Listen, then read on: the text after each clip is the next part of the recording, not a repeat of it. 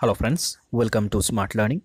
আজকে কোষ এবং কোষ বিভাজন সম্পর্কে আলোচনা করব। প্রত্যেক জীবদেহের সবচেয়ে ক্ষুদ্রতম যে একক সেটা হলো কোষ। কোষের মধ্যে বিভিন্ন রাসায়নিক ক্রিয়াকলাপ চলে, সেজন্য কোষকে জীবদেহের গঠনমূলক এবং ক্রিয়ামূলক একক বলে। কোষ 1665 সালে রবার্ট হুক প্রথম আবিষ্কার করেন এবং তিনিই নামকরণ করেন কোষ। পরবর্তী সময়ে রবার্ট ব্রাউন 1831 সালে কোষের মধ্যে যে নিউক্লিয়াস থাকে সেই নিউক্লিয়াস আবিষ্কার করেন এবং তার কিছু বছর পর 1838-39 স্লেইডেন এবং শোয়ান সেল থিওরি দেন। অর্থাৎ প্রতিটি জীবদেহ যে কোষ দিয়ে গঠিত এবং কোষই যে জীবদেহের গঠনমূলক ও ক্রিয়ামূলক একক সেটা স্লেইডেন ও শোয়ান বলেছিলেন, অর্থাৎ তারা সেল থিওরি দিয়েছিলেন। তো এই কোষ মূলত দুপ্রকার। বিজ্ঞানী ডগ হার্টি কোষকে দুভাগে ভাগ করেছেন: প্রোক্যারিওটিক কোষ অর্থাৎ আদি কোষ এবং ইউক্যারিওটিক কোষ বা আদর্শ কোষ। এদের মধ্যে কী তফাৎ? প্রোক্যারিওটিক কোষে নিউক্লিয়াসটা সুগঠিত নয় এবং এখানে বিভিন্ন অঙ্গাণু অনুপস্থিত থাকে। নিউক্লিয়াসের মধ্যে নিউক্লিয় পর্দা থাকে না। আবার ইউক্যারিওটিক কোষে নিউক্লিয় পর্দা থাকে এবং এটাকে আদর্শ কোষও বলা হয়। প্রোক্যারিওটিক কোষের উদাহরণ হলো ব্যাকটেরিয়া কোষ এবং নীলাভ সবুজ শৈবাল। আর ইউক্যারিওটিক কোষ হলো যে কোনো উন্নত প্রকৃতির কোষ, যেমন প্রাণী কোষ এবং উদ্ভিদ কোষ। এবার প্রাণী কোষ আর উদ্ভিদ কোষের কী তফাৎ? উদ্ভিদ কোষে মনে রাখতে হবে কোষ প্রাচীর আছে, কোষ পর্দা আছে, তারপর কোষ প্রাচীরও আছে। আর প্রাণী কোষে শুধুমাত্র কোষ পর্দা থাকে, কোষ প্রাচীর থাকে না। উদ্ভিদ কোষে আবার কোরোপ্লাস্ট থাকে, প্রাণী কোষে কিন্তু কোরোপ্লাস্ট থাকে না। উদ্ভিদ কোষের ভ্যাকুওল সংখ্যায় বেশি, আকারে বড়। প্রাণী কোষের ভ্যাকুওল সংখ্যায় কম, আকারে অনেক ছোট। উদ্ভিদ কোষে কোনো সেন্ট্রোজোম থাকে না, প্রাণী কোষে সেন্ট্রোজোম থাকে। এই তফাৎগুলো আমাদের মনে রাখতে হবে। আচ্ছা, এরপর মূল সেল বা কোষের গঠনে চলে আসবো। সেল মেমব্রেন বা কোষ পর্দা প্রত্যেক কোষের বাইরের আবরণী, সেটাই হলো কোষ পর্দা। এর কি কাজ?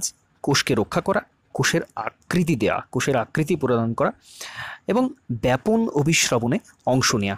এটাই হচ্ছে কোষ পর্দার কাজ, কোষকে রক্ষা করা, কোষকে সুরক্ষা প্রদান করা।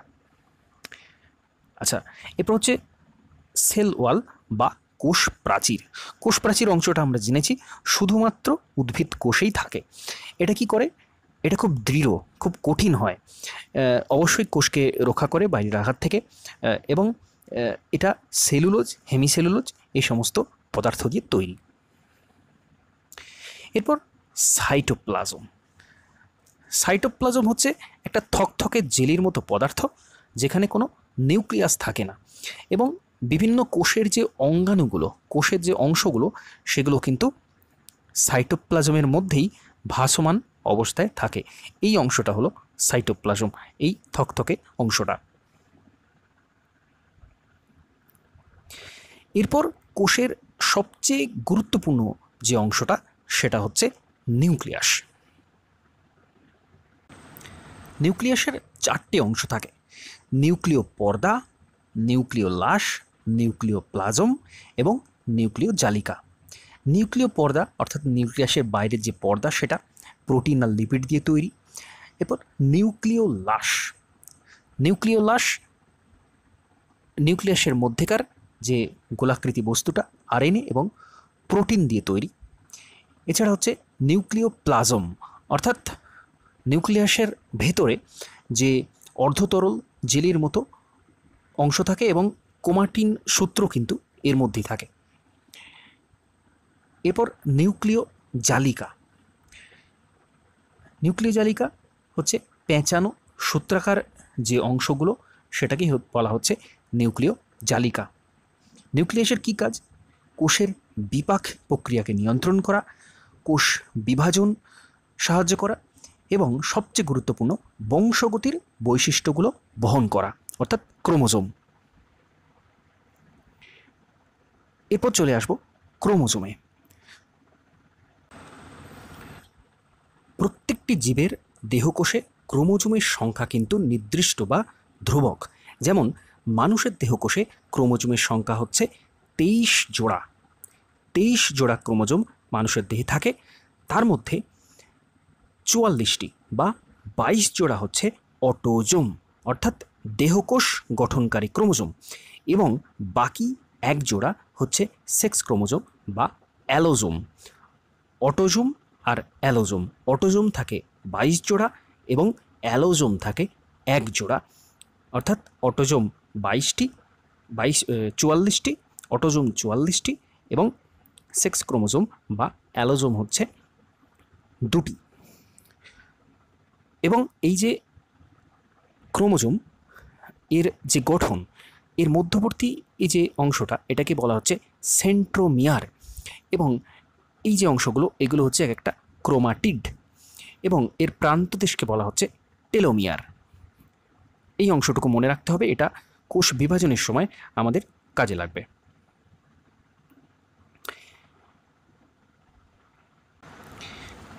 এরপর ভ্যাকুওল, অর্থাৎ কোষ গহ্বর। কোষের সাইটোপ্লাজমের মধ্যে অনেক ছোট বড় তরল পদার্থের পূর্ণ যে গহ্বরগুলো থাকে তাদের বলা হচ্ছে ভ্যাকুওল। প্রাণী কোষে এটা ছোট হয়, সংখ্যা কম হয়, এবং উদ্ভিদ কোষে সংখ্যায় বেশি হয়। তো এদের মূল কাজ হচ্ছে বিভিন্ন পদার্থ সঞ্চয় করা, কোষের মধ্যে বিভিন্ন পদার্থ সঞ্চয় করা, এবং উদ্ভিদ কোষের ক্ষেত্রে কোষ গহ্বরে কোষ রস সঞ্চিত থাকে। এরপর এন্ডোপ্লাজমিক রেটিকিউলাম কোষকে, কোষের মধ্যেকার অংশকে বিভিন্ন ভাগে ভাগ করে, যাতে করে কোষের মধ্যে যে সমস্ত বিক্রিয়াগুলো চলে সেগুলো একটার সাথে আরেকটা প্রভাবিত না হয়, অর্থাৎ কোষের মধ্যে বিভিন্ন পার্টিশন তৈরি করে। এটাই হচ্ছে এন্ডোপ্লাজমিক রেটিকুলামের মূল কাজ। এবং এন্ডোপ্লাজমিক রেটিকুলাম মূলত 2 ধরনের হয়। রাইবোজোম থাকলে তাকে বলা হচ্ছে অমসৃণ এন্ডোপ্লাজমিক রেটিকুলাম, এবং রাইবোজোম না থাকলে তাকে বলা হচ্ছে মসৃণ এন্ডোপ্লাজমিক রেটিকুলাম। এরপর হচ্ছে গলগি বডি। নিউক্লিয়াসের আশপাশে একক পর্দা ঘেরা যেসব গোলাকার কোষ অঙ্গাণু থাকে তাদেরকে বলা হয় গলগি বডি। গলগি বডির কাজ কি? বিভিন্ন উৎসেচক, হরমোন ইত্যাদি ক্ষরণে অংশগ্রহণ করা, অত্যন্ত গুরুত্বপূর্ণ কাজগুলো কিন্তু করে থাকে। এরপর লাইসোজোম। লাইসোজোমের কাজ কি? লাইসোজোম কোষের ভিতরে প্রবেশ করা বিভিন্ন বিজাতীয় বস্তু, বিভিন্ন ভাইরাস, এ ধরনের কিছু বস্তু এদেরকে কিন্তু ধ্বংস করে থাকে। এছাড়া আরেকটা কাজ করে থাকে, সেটা হচ্ছে কোষের মধ্যেকার যে সমস্ত অঙ্গাণুগুলো অকেজো হয়ে যায়, কোষের ভেতরকার যে সমস্ত অঙ্গাণু অকেজো হয়ে যায় তাদেরকে ধ্বংস করে। বিজাতীয় বস্তু ভাইরাসকে ধ্বংস করে এবং কোষের মধ্যেকার অকেজো বস্তুগুলোকেও ধ্বংস করে। সেই জন্য লাইসোজোমকে বলা হয় আত্মঘাতী থলি বা সুইসাইডাল ব্যাগ। এরপর একটি অত্যন্ত গুরুত্বপূর্ণ অংশ, সেটা হচ্ছে মাইটোকন্ড্রিয়া। মাইটোকন্ড্রিয়া দ্বি-একক পর্দা বিশিষ্ট অঙ্গাণু, এবং এর মধ্যে যে ভাঁজগুলো দেখা যাচ্ছে, এই যে ভাঁজগুলো, এগুলোকে বলা হচ্ছে ক্রিস্টি। মাইটোকন্ড্রিয়ার মূল কাজ হচ্ছে শ্বসনের ক্রেবস চক্র নিয়ন্ত্রণ করা এবং কোষের মধ্যে শক্তি উৎপন্ন করা। ভেরি ভেরি ইম্পর্টেন্ট ডিউটি থাকে কিন্তু মাইটোকন্ড্রিয়ার, শক্তি উৎপন্ন করা। এই জন্য মাইটোকন্ড্রিয়াকে বলা হচ্ছে কোষের শক্তিঘর বা পাওয়ার হাউস অফ সেল। আরেকটা জিনিস ইম্পর্টেন্ট মনে রাখার, সেটা হচ্ছে আমাদের হৃৎপেশি কখনো ক্লান্ত হয় না কেন? কারণ আমাদের ওই হৃৎপেশির মধ্যে কিন্তু প্রচুর পরিমাণ মাইটোকন্ড্রিয়া থাকে, যার জন্য এরা শক্তি উৎপন্ন করতেই থাকে, যার ফলে কিন্তু হৃৎপেশি কখনো ক্লান্ত হয় না। তো মাইটোকন্ড্রিয়া কোষের মধ্যে একটা অত্যন্ত গুরুত্বপূর্ণ অঙ্গাণু। এরপর হচ্ছে প্লাস্টিড। প্লাস্টিড জিনিসটা শুধুমাত্র উদ্ভিদ কোষেই থাকে, প্রাণী কোষে থাকে না। প্লাস্টিড মূলত দু প্রকার, ক্রোমোপ্লাস্টিড যা বর্ণযুক্ত হয়, আর একটা হচ্ছে লিউকোপ্লাস্টিড। লিউকোপ্লাস্টিড কিন্তু বর্ণহীন। আচ্ছা, এবার ক্রোমোপ্লাস্টিডের মধ্যে আবার বিভিন্ন ধরনের প্লাস্টিড থাকে, যেমন কোরোপ্লাস্ট যেটা সবুজ বর্ণযুক্ত হয়, সালোক সংশ্লেষে সাহায্য করে। ফিওপ্লাস্ট বাদামি বর্ণের হয়, পরাগ মিলন ফল বীজের বিস্তারে সাহায্য করে। রোডোপ্লাস্ট লাল বর্ণের হয়, ফল ও বীজের বিস্তারে সাহায্য করে। আর জ্যান্থোপ্লাস্ট যেটা হলুদ বর্ণের হয়, পরাগ মিলন ও ফল বীজের বিস্তারে সাহায্য করে থাকে। এরপর কয়েকটা গুরুত্বপূর্ণ জিনিস কোষের ক্ষেত্রে মনে রাখতে হবে, সেটা হলো সবচেয়ে ক্ষুদ্রতম কোষ। সবচেয়ে ক্ষুদ্রতম কোষ হচ্ছে কিন্তু মাইকোপ্লাজমা লেডলাই। মাইকোপ্লাজমা লেডলাই সবচেয়ে ক্ষুদ্রতম কোষ। বৃহত্তম কোষ উটপাখির ডিম, ব্যাস 170 থেকে 125 মিলিমিটার। মানবদেহের মধ্যে ক্ষুদ্রতম কোষ মস্তিষ্কের সেরিবেলামের গ্রানিউল কোষ হচ্ছে মানবদেহের ক্ষুদ্রতম কোষ। মানবদেহের বৃহত্তম কোষ কোনটা? ওভাম, যার ব্যাস হচ্ছে 0.12 মিলিমিটার। সবচেয়ে বড় এককোষী উদ্ভিদ কোষ সেটা হচ্ছে অ্যাসিটাবোলেরিয়া নামক এক ধরনের শৈবাল। আর সবচেয়ে বড় উদ্ভিদ কোষ হচ্ছে র্যামি নামক উদ্ভিদের বাকলের তন্তু। এরপর চলে যাব কোষ বিভাজনে। কোষ বিভাজন কাকে বলা হয়? যে প্রক্রিয়ায় মাতৃকোষ বিভাজিত হয়ে নতুন অপত্য কোষ সৃষ্টি করে তাকে বলা হয় কোষ বিভাজন। এবার কোষ বিভাজন কত ধরনের হয়? কোষ বিভাজন অ্যাকচুয়ালি 3 প্রকার হয়, অ্যামাইটোসিস, মাইটোসিস এবং মিওসিস। যদিও মূলত 2 প্রকারই ধরা হয়। অ্যামাইটোসিসের ক্ষেত্রে কি হয়? যে প্রক্রিয়ায় মাতৃকোষ তার নিউক্লিয়াসের সরাসরি বিভাজন ঘটায়, নিউক্লিয়াসের সরাসরি বিভাজন ঘটায় এবং 2টি অপত্য কোষ সৃষ্টি করে, তাকে বলা হচ্ছে অ্যামাইটোসিস। আর মাইটোসিস কাকে বলা হয়? যে প্রক্রিয়ায় মাতৃকোষের নিউক্লিয়াসটা একবার বিভাজিত হয় সম আকৃতির, সমগুণ সম্পন্ন, সমসংখ্যক ক্রোমোজোম বিশিষ্ট কোষ সৃষ্টি করে, তাকে বলা হচ্ছে মাইটোসিস। আর মিওসিস কাকে বলা হচ্ছে? যে প্রক্রিয়ায় মাতৃকোষের নিউক্লিয়াসটি 2বার বিভাজিত হয়। মনে রাখতে হবে, মায়োসিসের ক্ষেত্রে নিউক্লিয়াসের 2বার বিভাজন ঘটে এবং অর্ধেক ক্রোমোজোম বিশিষ্ট 4টে কোষ সৃষ্টি হয়, তাকে বলা হচ্ছে মায়োসিস বা মিওসিস বিভাজন। এবার আমরা ডিটেলস দেখে নেব একটু। আচ্ছা, কোষ বিভাজনের যে বিভিন্ন পর্যায়, সেই বিভিন্ন পর্যায়গুলো যদি আমরা একত্রিত করি তাহলে সেটাকে বলা হবে সেল সাইকেল। কারণ কোষ বিভাজিত হয়, তারপর আবার বিশ্রাম দশায় চলে যায় বা প্রস্তুতিকালীন পর্যায়ে চলে যায়, তারপর আবার বিভাজিত হয়। এই ঘটনাকে বলা হচ্ছে কোষ সেল সাইকেল বা কোষ চক্র। এবং এই যে ফেজগুলো, সেই পর্যায়গুলো কী কী? মূলত 2টো ভাগে পর্যায়গুলোকে ভাগ করা হচ্ছে। একটা হচ্ছে ইন্টারফেজ আর একটা হচ্ছে এম ফেজ বা মাইটোসিস ফেজ। ইন্টারফেজের ক্ষেত্রে আবার কয়েকটা দশা দেখতে পাওয়া যায়।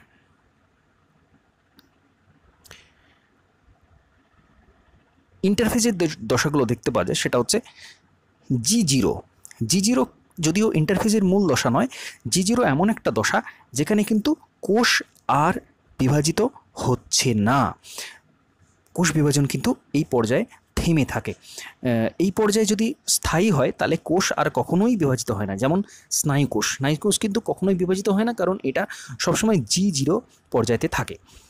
আচ্ছা, এরপর হচ্ছে G1 ফেজ। G1 ফেজে কী হয়? রাইবোজোম, প্রোটিন এগুলো কিন্তু সংশ্লেষ হতে থাকে, অর্থাৎ কোষ বিভাজনের প্রস্তুতি কিন্তু এখানে শুরু হয়ে যায়, G1 ফেজ। এরপর এস ফেজ। এস ফেজে কী হয়? ডিএনএ রেপ্লিকেশন ঘটে। খুব গুরুত্বপূর্ণ একটি ঘটনা ঘটে এস পর্যায়ে, যেটা হচ্ছে ডিএনএ রেপ্লিকেশন ঘটে। এরপর G2 দশা। G2 দশাতে কী হয়? আরএনএ, প্রোটিন, উৎসেচক, কোষাঙ্গাণু এই সমস্ত কিন্তু সিনথেসিসটা শুরু হয় বা সংশ্লেষ শুরু হয়। G0 তো বলেইছি, G0 কিন্তু একটা স্ট্যাগন্যান্ট দশা। এখানে কিন্তু কোনো প্রকার কোষ বিভাজন হচ্ছে না, কোষটা একেবারে নিষ্ক্রিয় অবস্থায় চলে যায় G0 ফেজে। তো আমরা যদি মাইটোসিস বিভাজনের ক্ষেত্রে যাই, তাহলে প্রথমত ইন্টারফেজের যে তিনটি অংশ G1 G2 এবং M সেটা বললাম। এরপর হচ্ছে মাইটোসিসের আবার চারটে পর্যায় দেখতে পাওয়া যায়, প্রোফেজ, মেটাফেজ, অ্যানাফেজ, টেলোফেজ, এবং এরপর সাইটোকাইনেসিস ঘটে। এই সমস্ত ঘটনাটা ঘটলে তখন বলা হচ্ছে যে কোষ বিভাজন সম্পূর্ণ হয়। তো আমরা মাইটোসিসের এই চারটে পর্যায় এবং সাইটোকাইনেসিস পর্যায় এই অংশটা একটু দেখে নেব। আরেকটা বিষয় মনে রাখতে হবে, এই যে চারটে অংশ এটাকে বলা হচ্ছে karyokinesis. Prophase, metaphase, anaphase, telophase, এই চারটে পর্যায়কে একত্রে বলা হচ্ছে ক্যারিওকাইনেসিস। এখানে নিউক্লিয়াসের বিভাজন হচ্ছে, এই চারটে পর্যায়ে নিউক্লিয়াসের বিভাজন হয়, একে বলা হয় ক্যারিওকাইনেসিস। এবং সাইটোকাইনেসিসের ক্ষেত্রে সাইটোপ্লাজমের বিভাজন হয়। ব্যাপারটা আমরা একটু বিস্তারিত জেনে নেব। প্রোফেজ দশায় নিউক্লিয়াসের আয়তন বাড়তে থাকে এবং নিউক্লিয় জালিকার মধ্যে যে ক্রোমাটিন সেগুলো খুলে গিয়ে ক্রোমোজোমে পরিণত হয়। এবং ক্রোমোজোমের মধ্যে দেখা যাচ্ছে কি, এই যে সিস্টার ক্রোমাটিড, এই ক্রোমাটিড একটা ক্রোমাটিড অংশে বিভক্ত হয়ে গেছে। এবং আর কি হয়, এখানে নিউক্লিয় মেমব্রেন অর্থাৎ নিউক্লিয় পর্দাটা কিন্তু অদৃশ্য হতে থাকে। নিউক্লিয়াসের বাইরে যে নিউক্লিয় পর্দা, সেই পর্দাটা কিন্তু অদৃশ্য হতে থাকে এবং নিউক্লিওলাসটিও আস্তে আস্তে অদৃশ্য হয়ে যায়। এই অংশটাকে বলা হচ্ছে প্রোফেজ। এরপরের অংশ সেটা হচ্ছে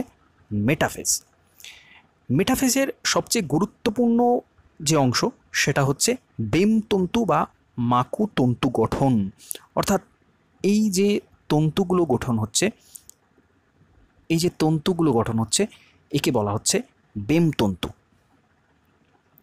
এবং এই যে ক্রোমোজোমগুলো এই বেমতন্তুর মাঝ বরাবর চলে আসছে, এটা মেটাফেজের সবচেয়ে গুরুত্বপূর্ণ অংশ। সেন্ট্রোজোমগুলো একেবারে প্রান্তে চলে যায় এবং ক্রোমোজোমগুলো কিন্তু এই বেমতন্তুর বিষুব অঞ্চল বরাবর মাঝ বরাবর অবস্থান করে। এটা হলো মেটাফেজ দশা। ক্রোমোজোমের এই অংশটা আগেই দেখেছি, এই অংশটা সেন্ট্রোমিয়ার, টেলোমিয়ার এবং সিস্টার ক্রোমাটিড। যাই হোক, মেটাফেজ। এরপরে হচ্ছে মেটাফেজের পর্যায়ে অ্যানাফেজে কি হয়, এই অংশ থেকে, এখানে তো ক্রোমোজোমগুলো ছিল, এই অংশ থেকে কিন্তু ক্রমাগত বিপরীত মেরুর দিকে সরতে থাকে ক্রোমোজোমগুলো, ক্রমশ। এটাই হচ্ছে অ্যানাফেজের মূল অংশ। এরপর হচ্ছে টেলোফেজে কি হয়, এই যে মাকু গঠন হয়েছিল, বেমতন্তু যেখানে গঠন হয়েছিল, সেই বেমতন্তুর একেবারে শেষ প্রান্তে ক্রোমোজোমগুলো চলে যায় এবং মাঝখান থেকে কি হয়, নিউক্লিয় পর্দার আবির্ভাব ঘটে। এই নিউক্লিয় পর্দার আবির্ভাবের সাথে সাথে আমরা কি দেখছি, আস্তে আস্তে কিন্তু দুটো ভাগে ভাগ হয়ে যাচ্ছে। মাঝখান থেকে নিউক্লিয় পর্দা আসছে আর এই অংশটা দুটো ভাগে ভাগ হয়ে যাচ্ছে।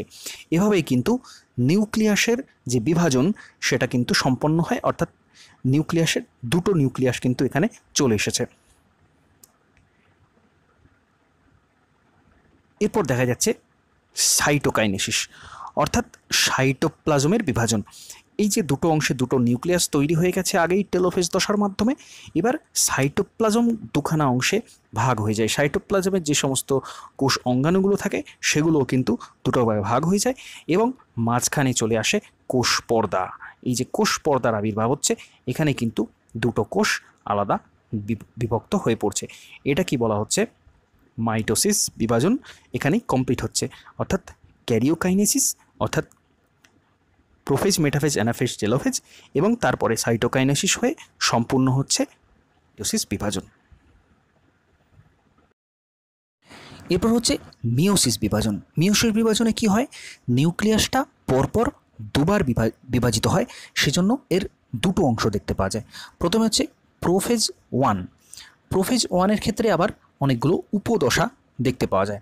প্রথম উপদশা হচ্ছে লেপ্টোটিনে কি হয়, ক্রোমোজোম সংখ্যায় দ্বিগুণ বেড়ে যায় এবং পাকহীন লম্বা সুতোর মতো অবস্থান করতে দেখতে পাওয়া যায়। এটা হচ্ছে লেপ্টোটিন দশা। এরপর জাইগোটিন দশায় মাতৃপিতৃ ক্রোমোজোমগুলো জোড়ায় জোড়ায় অবস্থান করে, এদেরকে বাইভ্যালেন্ট বলা হয়। এরপর প্যাচিটিন উপদশায় কি হয়, বাইভ্যালেন্টের ক্রোমোজোমগুলো লম্বালম্বিভাবে বিভাজিত হয়ে ক্রসিং ওভার ঘটে। ক্রসিং ওভারের ফলে প্রতি বাইভ্যালেন্টের দেহে এক্সের মতো অনেকগুলো দৃশ্যমান অংশ দেখা যায়, যাকে কাইজামাটা বলে। এখানে মনে রাখতে হবে ক্রসিং ওভার কিন্তু ঘটে এই প্যাচিটিন উপদশায়, অর্থাৎ মিওসিস বিভাজনের প্রোফেজ 1-এর এই প্যাচিটিন উপদশায় কিন্তু ক্রসিং ওভার ঘটে থাকে। অত্যন্ত গুরুত্বপূর্ণ ইনফরমেশন এটা। এরপর হচ্ছে ডিপ্লোটিনে কি হয়, ক্রোমোজোমের কুণ্ডলীগুলো আরও অনেক বেড়ে যায়, কাইজামা ক্রমশ ক্রোমাটিডের প্রান্তের দিকে বা শেষ দিকে সরে যেতে থাকে। এরপর হচ্ছে ডায়াকাইনেসিসে কি হয়, কাইজামাটা বাইভ্যালেন্টের প্রান্তে বা শেষ দিকে পৌঁছে যায়, ক্রোমোজোমগুলো আকারে অনেক ছোট হয় এবং অনেক বেশি মোটা হয়ে যায়। এরপর হচ্ছে প্রোফেজ 1 কমপ্লিট হলো। এরপর হচ্ছে মেটাফেজে কি হয়, বেমতন্তু গঠিত, অর্থাৎ মাইটোসিসের ক্ষেত্রে মেটাফেজে যেমন বেমতন্তু গঠিত হয়েছিল, এখানেও কিন্তু প্রথম মেটাফেজে বেমতন্তু গঠিত হয় এবং বেমের বিষুব অঞ্চলে বাইভ্যালেন্টগুলো অবস্থান করে। এরপর প্রথম অ্যানাফেজ 1 ক্ষেত্রে কি হয়, বাইভ্যালেন্টগুলো ক্রোমোজোমের দুটি বিপরীত মেরুর দিকে অগ্রসর হতে থাকে, অর্থাৎ যে ঘটনাটা ঘটেছিল মাইটোসিসের অ্যানাফেজের ক্ষেত্রে, সেই ঘটনায় কিন্তু এখানেও ঘটতে থাকে। এরপরে হচ্ছে টেলোফেজের ক্ষেত্রেও এখানেও তাই, দুটি অপত্য নিউক্লিয়াস তৈরি হয়, অর্থাৎ মাইটোসিসের যেরকম ঘটেছিল এখানেও একই ঘটনা ঘটে, শুধুমাত্র এখানে প্রোফেজের বিভিন্ন যে উপদশাগুলো আছে সেটা কিন্তু একটু আলাদা। এরপর আবার মিওসিস 2, এখানে কি হয়, এখানে কিন্তু পুরোপুরি আগের যে মাইটোসিস বিভাজন তার একেবারে একই জিনিস কিন্তু এখানে হতে থাকে, প্রোফেজ, মেটাফেজ, অ্যানাফেজ, টেলোফেজ। যেহেতু এটা প্রোফেজ 2, মেটাফেজ 2, অ্যানাফেজ 2, টেলোফেজ 2, যেহেতু আগে একবার করে হয়ে গেছে, তাই এটা দ্বিতীয় দশায় একই জিনিস কিন্তু পুনরাবৃত্তি হয় এবং শেষে কি হয়, সাইটোকাইনেসিসের মাধ্যমে আলাদা আলাদা দুটো কোষের সৃষ্টি হয়। এবং একটা জিনিস মনে রাখতে হবে, এখানে কিন্তু প্রথমে একটা কোষ থেকে দুটো কোষ তৈরি হয়, এই দুটো কোষ থেকে কিন্তু আরও দুটো কোষ তৈরি হয়। এই যে দুটো অংশ দেখতে পাওয়া যাচ্ছে, এটাই হচ্ছে মায়োসিসের উল্লেখযোগ্য বৈশিষ্ট্য, অর্থাৎ একটা কোষ থেকে কিন্তু 4টে কোষ সৃষ্টি হচ্ছে। মিওসিস কোষ বিভাজন কিন্তু যেমন যৌন জননের ক্ষেত্রে দেখতে পাওয়া যায়, তেমন ব্যাকটেরিয়া, ইস্ট, অ্যামিবা এই সমস্ত এককোষী জীবদেহ এই ধরনের কোষ বিভাজন দেখতে পাওয়া যায়। তো আজকের লেসনটি এখানেই শেষ করছি। নমস্কার, ধন্যবাদ।